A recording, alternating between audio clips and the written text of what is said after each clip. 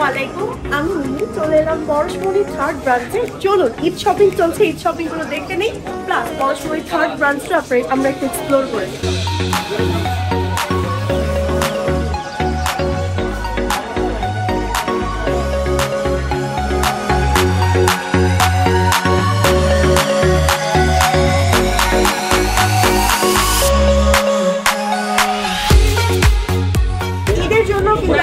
বেশ শাড়ির ভেরিয়েশন এসেছে, জাস্ট দেখেন হাতের ডান পাশে কি সুন্দর সুন্দর কাতান শাড়ির কালেকশন।